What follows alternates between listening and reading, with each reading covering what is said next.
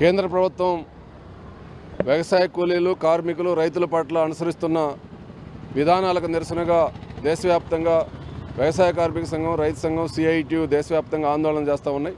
రేపు 12వ తేదీన దేశవ్యాప్తంగా సార్వత్రిక సమ్మె, గ్రామీణ ప్రాంతాల్లో నిరసన కార్యక్రమాలకి Samyukta Kisan Morcha, all trade unions association కూడా పిలుపునిచ్చినటువంటి సందర్భాన్ని మేము గుర్తు చేస్తూ ఉన్నాం. నిన్న ఫిబ్రవరి 1వ తేదీన కేంద్ర ఆర్థిక మంత్రి నిర్మలా సీతారామన్ గారు పార్లమెంట్లో ప్రవేశపెట్టినటువంటి బడ్జెట్లో 54,47,231 కోట్ల రూపాయల కేటాయింపులు కనుక పరిశీలిస్తే ఈ దేశానికి ముఖ్యమైనటువంటి జీవనాధారంగా ఉన్నటువంటి వ్యవసాయ రంగం, ఈ దేశంలో కార్మికులుగా, శ్రమజీవులుగా ఉన్నటువంటి వ్యవసాయ కూలీలకి వాళ్ళ యొక్క పిల్లల విద్య, వైద్యానికి సంబంధించి కానీ, వ్యవసాయ రంగాన్ని ముందుకు తీసుకుపోయే దానికోసం కానీ అవసరమైనటువంటి కేటాయింపులు లేవు. ఇప్పుడే పొన్నం గారు చెప్పినట్టుగా గ్రామీణ ఉపాధి పథకం ఏదైతే ఉందో దానికి కూడా కేటాయింపులు కేవలం విధిలించినట్టుగా విధిలిచ్చారు. పాత పెండింగ్ బకాయిలకే 30,000 కోట్ల రూపాయలు సరిపోతాయని చెప్పి ప్రభుత్వం అంచనా వేస్తున్నటువంటి నేపథ్యంలో ఉపాధి హామీ పథకాన్ని కూడా నీరుగార్చే ప్రయత్నం చేస్తున్నారు.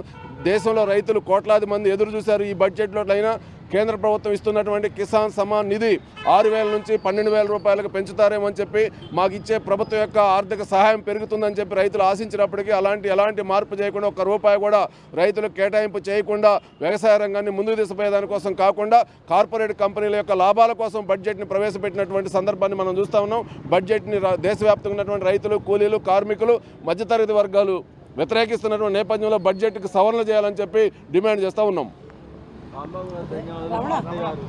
ప్రభుత్వం, ప్రధాని నరేంద్ర మోడీ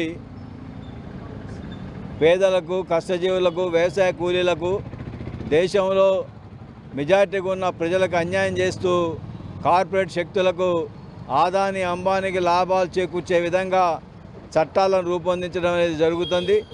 దాని ఫలితంగా 1% ఉన్న సంపన్నుల చేతిలో 65% దాకా ఆర్థిక వ్యవస్థ ఈరోజున ఉన్నది. అందువల్ల 80% ఉన్నటువంటి పేద ప్రజల చేతిలో కేవలం 16% మాత్రమే ఆర్థికంగా ఉన్నది. దేశంలో కొనుగోలు శక్తి లేక భవిష్యత్ కాలంలో ఆర్థిక సంక్షోభం రావడానికి ప్రధాని నరేంద్ర మోడీ చేస్తున్న విధానాలు అనేది కనపడుతున్నది. ముఖ్యంగా 35 కోట్ల మంది ఉన్న వ్యవసాయ కూలీలు, వాళ్ళకి జీవనాధారంగా ఉన్న వ్యవసాయ పనులు, ఆ పనులలో కీలకమైనది మహాత్మాగాంధీ గ్రామీణ ఉపాధి హామీ చట్టం. ఆ చట్టాన్ని నిర్వీర్యం చేస్తూ జీరాంజీ బిల్లు తీసుకురావడం దుర్మార్గం. దేశవ్యాప్తంగా వ్యతిరేకిస్తున్న దాన్ని అమలు చేయాలని పగడ్బందీగా ప్లాన్ చేస్తున్నాడు. ఇప్పటికే దేశవ్యాప్తంగా ఉన్నటువంటి వ్యతిరేకతని పరిగణలోకి తీసుకొని వెంటనే బిల్లుని ఉపసంహరించుకోవాల్సిందిగా వ్యవసాయ కార్మిక సంఘం ఖమ్మం జిల్లా కమిటీ నుండి విజ్ఞప్తి చేస్తున్నాం. మనం చూసాం, డిసెంబర్లో శీతాకాలం పార్లమెంటు సమావేశాలలో ఈ దేశానికి ఉత్పత్తి వర్గాలైన రైతులు, కార్మికులు, వ్యవసాయ కూలీలు ఏదైతే ఉన్నారో ఈ ముగ్గురు యొక్క ప్రయోజనాలని కార్పొరేట్ సంస్థలకి తాకట్టు పెట్టేదానికోసం ఈ ప్రభుత్వం ఒక నల్ల చట్టాలను తీసుకొచ్చింది. అందులో భాగంగానే ఇవాళ విబిజీ రామ్జీ బిల్లు అని తీసుకొచ్చారు. వాస్తవంగా ఇది మహాత్మా గాంధీ ఉపాధి హామీ పథకం ఏదైతే ఉందో ఇది 2005లో ఈ పథకాన్ని ప్రవేశపెట్టి 2006లో ఫిబ్రవరిలో ఈ రోజున ఈ పథకం అమల్లోకి వచ్చింది. కానీ ఇవాళ చూస్తే వాస్తవంగా ఈ పథకాన్ని నీరుగార్చేదానికోసం ఏదైతే నరేంద్ర మోడీ అధికారంలోకి వచ్చిన 12 సంవత్సరాలలో ఈ పథకానికి నిధులు కేటాయించకుండా ప్రతి సంవత్సరం కూడా నామమాత్రంగా నిధులు కేటాయిస్తూ చూస్తున్నాడు. మొన్న తీసుకొచ్చిన ఈ యొక్క స్కీమ్ ఏదైతే ఉందో, విబిజీ రామ్జీ స్కీమ్ ఏదైతే ఉందో, దీనివల్ల ఇవాళ కేంద్ర ప్రభుత్వం మీద భారం పడకుండా రాష్ట్ర ప్రభుత్వాల మీద భారం పడేటట్లు కేవలం 60% మాత్రమే మేము ఇస్తాం, 40% రాష్ట్ర ప్రభుత్వాలు ఇవ్వాలని చెప్పారు. వాస్తవంగా గతంలో 90% ఏదైతే 100% మట్టి పనికి, అట్లాగే 90% సిమెంట్ పనికి కేంద్ర ప్రభుత్వం నిధులు ఇచ్చేది. కానీ ఇవాళకి వచ్చేసరికి 60-40 అని అంటే ఇవాళ రాష్ట్ర ప్రభుత్వాల ఆర్థిక లేమితోటి కొట్టుమిట్లాడుతున్న స్థితిలో ఇవాళ రాష్ట్ర ప్రభుత్వాలు ఈ స్కీమ్ని అమలు చేసే పరిస్థితులు లేవు. అందుకనే గతంలో ఏదైతే ఉపాధి హామీ పథకం కింద కేంద్ర ప్రభుత్వం నిధులు పూర్తిగా కేటాయించిందో అట్లాగే ఇప్పుడు కూడా ఆ నిధులు మొత్తాన్ని పూర్తిగా 100% నిధులు ఉపాధి హామీ పథకానికి కేంద్ర ప్రభుత్వమే కేటాయించాలని వాళ్ళు డిమాండ్ చేస్తున్నాం. ఈ పథకం కేవలం వ్యవసాయ కూలీలే కాదు, ఇవాళ 5 ఎకరాల పైన లోపలున్న రైతులు, చిన్నకారు రైతులు ఏదైతే ఉన్నారో ఇవాళ గ్రామీణ ప్రాంతంలో ప్రతి ఒక్క పేద రైతు కూడా ఇవాళ ఆ ఉపాధి హామీ పనికి పోతున్నారు.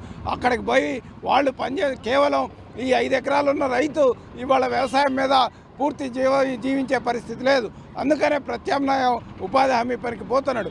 కానీ ఇవాళ ఈ ఉపాధి హామీ పని కూడా లేకపోతే అనివార్యంగా ఇవాళ మొత్తం ప్రజలు పట్టణాలకు వచ్చి వలస రావాల్సిన పరిస్థితి వస్తుంది.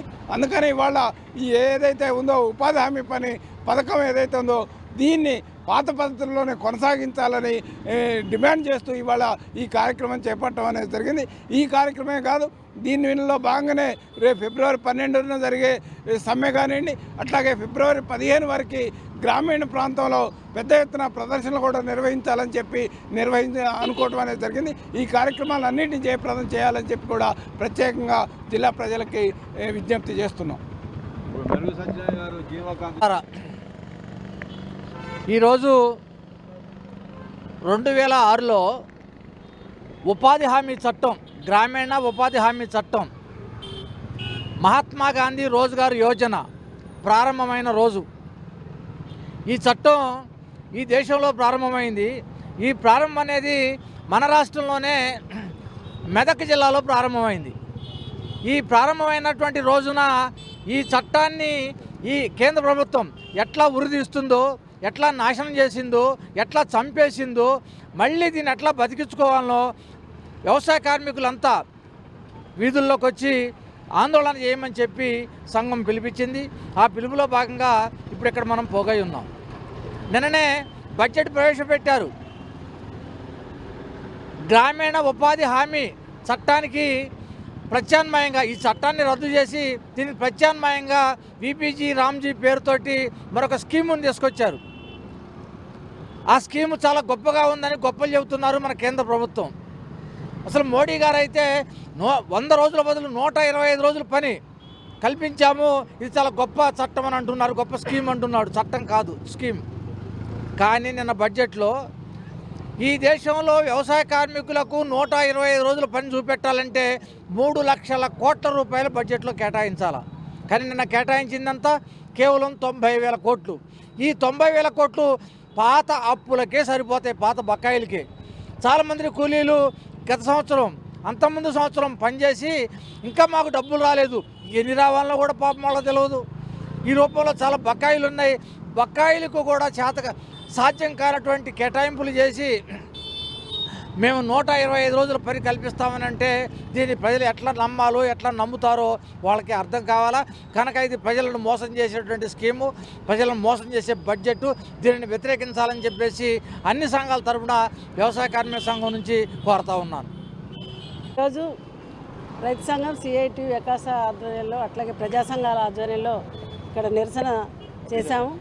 దీంట్లో చూస్తే కేంద్ర ప్రభుత్వం, మోడీ సర్కారు ఉపాధి హామీ పని అనేక సంవత్సరాలు పోరాడి సాధించుకున్నటువంటి ఉపాధి హామీ పథకాన్ని నీరుగార్చే పద్ధతిలో ఈరోజు విబి రామ్జీ అనే పేరుతోని తీసుకొచ్చి ఈరోజు ప్రజలు చాలామంది పేదలు 160% మంది ఉపాధి హామీ పనుల వల్ల కొంత లాభపడి వాళ్ళు కనీసం 2 పూట్లైనా తినే పరిస్థితి ఉపాధి హామీ పని వల్ల ఉంది. కానీ అది మొత్తం కూడా ఈరోజు నిర్వీర్యం చేసే పద్ధతిలో మోడీ ప్రభుత్వం వ్యవహరిస్తూ ఉంది.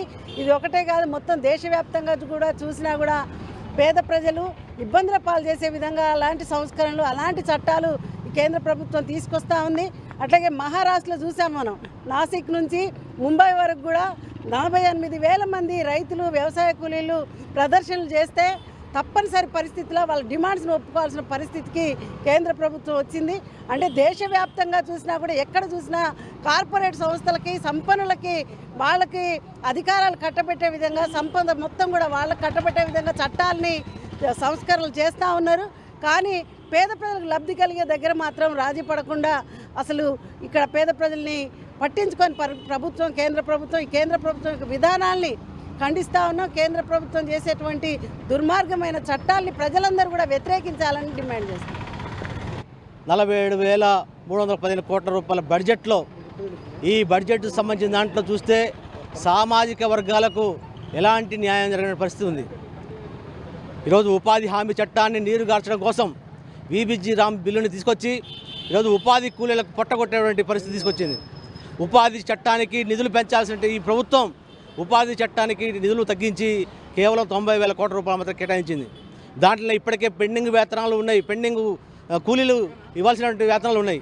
కానీ అవి పోగా ఈరోజు కొత్తగా ఎలాంటి ఉపయోగం లేని పరిస్థితి ఉంది.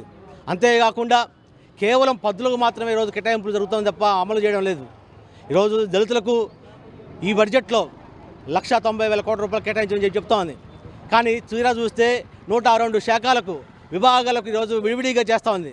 కానీ వీటన్నిటిని ఒక దగ్గర నోడల్ ఏజెన్సీకి పూల్ చేయాల్సిన బాధ్యత ఈ ప్రభుత్వానికి ఉంది. ఈ డబ్బులను మొత్తం కూడా దళితులకు అట్లాగే ఎవరైతే ఉన్నారో సామాజిక న్యాయానికి ఖర్చు చేయాల్సిన నిధులను మొత్తం కూడా ఈరోజు పక్కదారి పట్టిస్తున్న పరిస్థితి ఉంది. అంటే కేవలం కాగితాలకే పరిమితం అవుతుంది తప్ప ఇది ఆచరణకు సాధ్యం కాని పరిస్థితి ఉంది. ఇది కార్పొరేట్ సంస్థలకు, పెట్టుబడిదారు సంస్థలకు, అదాని అంబానీలకు మాత్రం ఈరోజు అనేక రాయితీలు ఇస్తుంది తప్ప ఈరోజు ఎస్సీ, ఎస్టీ, బీసీలకు, మైనార్టీ వర్గాలకు మాత్రం ఎలాంటి న్యాయం చేసిన పరిస్థితి కనబడలేదు. ఈ ప్రభుత్వం ఏదైతే నిర్మలా సీతారామన్ ప్రవేశపెట్టిన ఈ బడ్జెట్ ఇది పేదలకు వ్యతిరేక బడ్జెట్. ఈ పేదలకు వ్యతిరేకంగా ఉన్నటువంటి ఈ బడ్జెట్ని తీవ్రంగా మేము ఖండిస్తా ఉన్నాం. అందుకనే ఈరోజు రానున్న కాలంలో ఈ బడ్జెట్కి వ్యతిరేకంగా రేపు ఫిబ్రవరి 12వ తారీఖున జరిగేటువంటి దేశవ్యాప్త సమ్మెను కేవీపీఎస్ కూడా సంపూర్ణమైన మద్దతు ప్రకటిస్తూ ఉంది. ఈ సమ్మెలో ప్రతి ఒక్కరూ భాగస్వాములు కావాలని చెప్పేసి ఈ సందర్భంగా పిలుపునిస్తా ఉన్నాం. వికలాంగుల సోదరులకి నేను మాజీ రాష్ట్ర కమిటీ మెంబర్ని, ఎన్పిఆర్డి, తర్వాత ఖమ్మం జిల్లా మాజీ అధ్యక్షుడిగా చేశాను. తర్వాత వికలాంగులు అంటే చాలా చిన్న చూపు చూస్తున్నారు. ఈ అసలు సమాజంలో మేము వికలాంగులు మనుషులవే అనేటట్టు కూడా ఈ గ్రహించడం లేదు.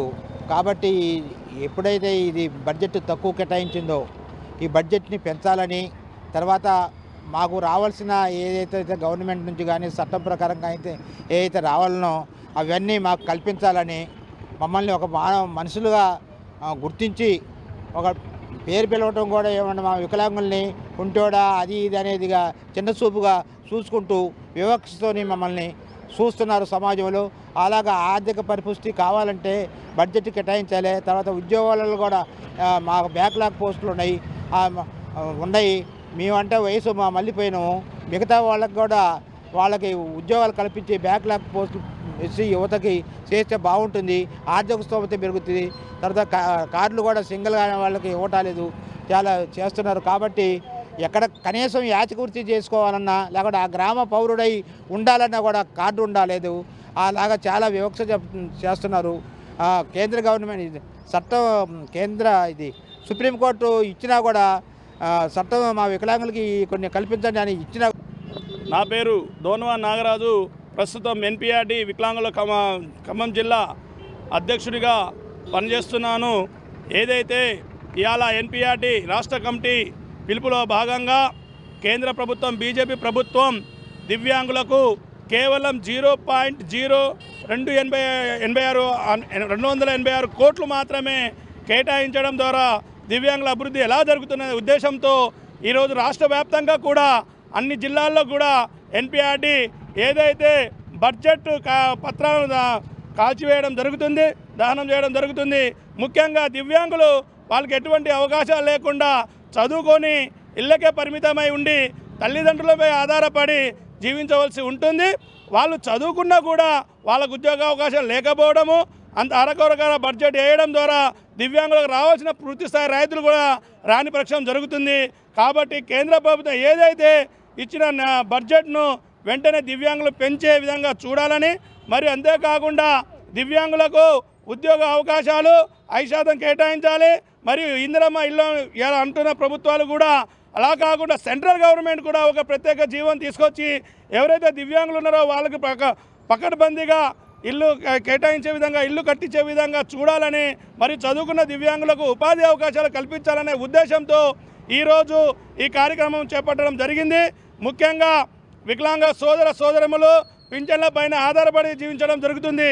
దాదాపు 8 సంవత్సరాల కాలం నుంచి కూడా కొత్త పెన్షన్లు ఇవ్వని సందర్భం జరుగుతుంది. దివ్యాంగులకు పెన్షన్లు వెంటనే మంజూరు చేయాలా. మరి అంతేకాకుండా దివ్యాంగులు ఇవాళ వివాహం చేసుకుంటే 1 నుంచి 2 లక్షలు ఇస్తూ ఉంటున్నా అవి కూడా వెంటనే అమల్లో జరిగే విధంగా చూడాలని మా సంఘం నుంచి ప్రత్యేకంగా కోరుకుంటున్నాము.